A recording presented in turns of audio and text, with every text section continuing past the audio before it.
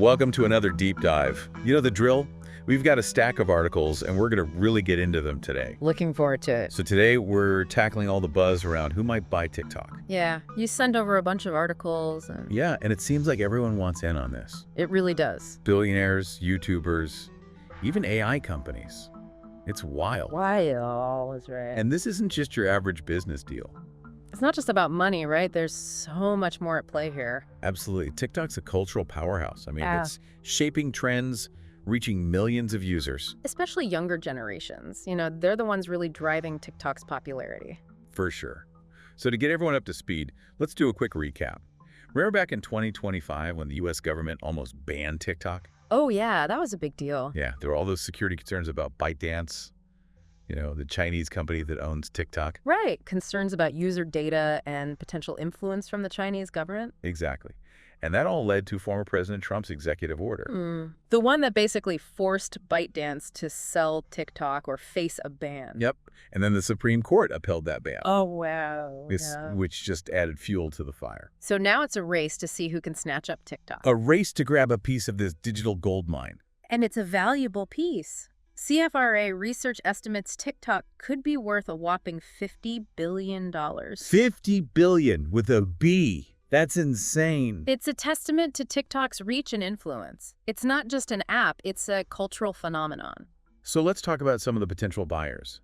And first up, we've got Elon Musk. Of course we do. He's already got X, formerly Twitter, and now he's apparently interested in TikTok. Makes you wonder what he's thinking, right? I know. If he gets TikTok, he'd control two of the biggest social media platforms. That's a lot of power concentrated in one person. And you know what's interesting?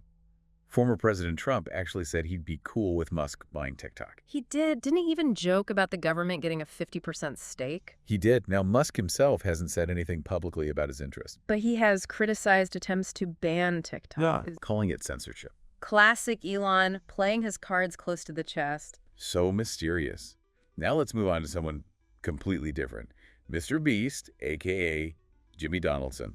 The YouTube king. He's got a massive following on TikTok. And he even joked about becoming TikTok's CEO. Yeah, but there's a bit of a catch with Mr. Beast. Yeah, he's had his share of controversies, hasn't he?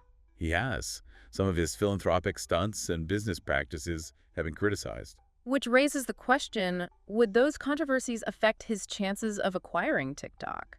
Especially given all the scrutiny around the platform's ownership. It's definitely something to consider. Now let's talk about someone who's taking a very different approach. Kevin O'Leary.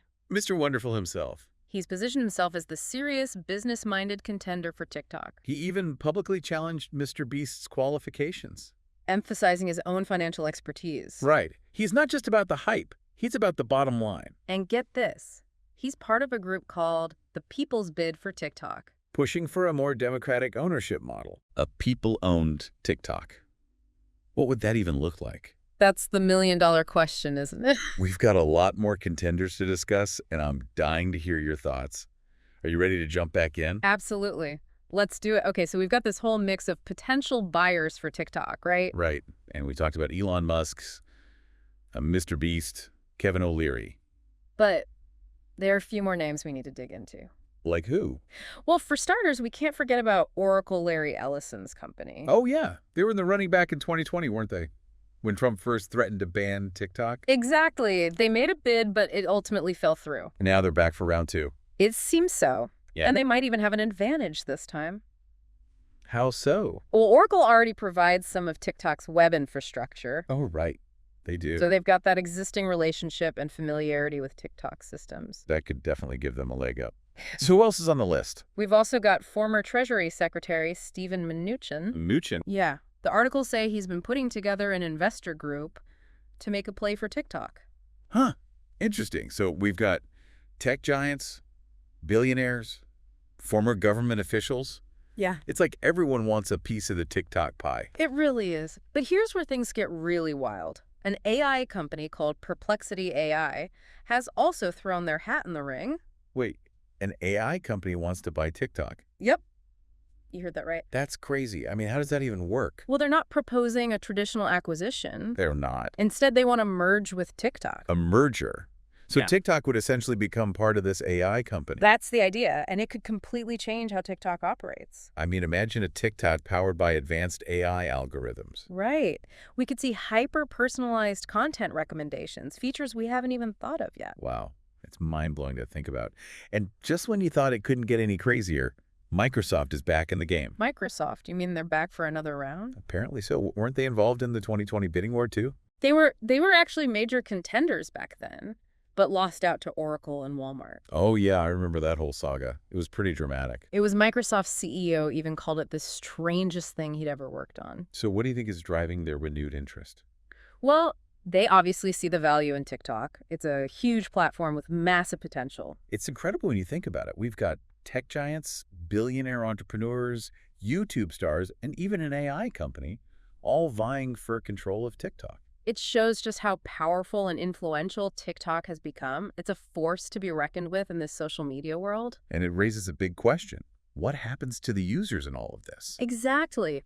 TikTok's success is built on its users. They're the ones creating the content, driving the trends, and building the community. So their needs and desires should be a top priority. Absolutely. As we consider these bids and proposals, we need to remember that TikTok is more than just a business. It's a platform that has a profound impact on cultural relationships and our understanding of the world. And this whole saga raises some complex questions about data privacy, free speech, and the responsible use of technology. You're right. There are no easy answers here. Mm-hmm. So as we wrap up this part of our deep dive, what are some key takeaways you think our listener should keep in mind? It's crazy, right? All these different players wanting a piece of TikTok. It really is. So as we wrap up this deep dive, what are your biggest takeaways for our listeners?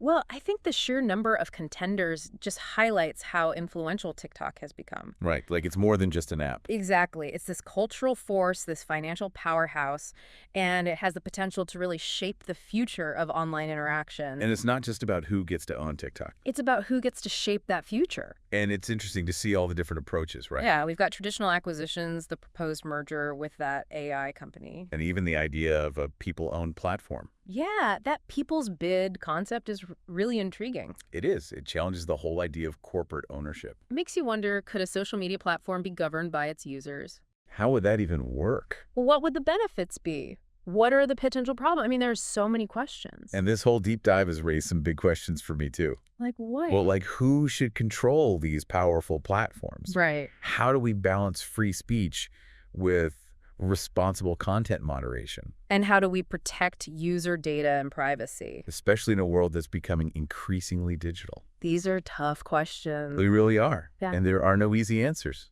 I think the answers will probably keep evolving as technology changes. So if you were in charge of deciding TikTok's fate, what would you prioritize? Wow, that's a tough one. I mean, there are so many factors to consider. You've got the national security concerns, the economic implications, the impact on users and creators, and then there are the broader ethical questions. It's a lot to weigh. It really is. There's no easy solution. Well, one thing's for sure, this deep dive has been a real eye-opener. Definitely. It's clear that social media is more than just entertainment.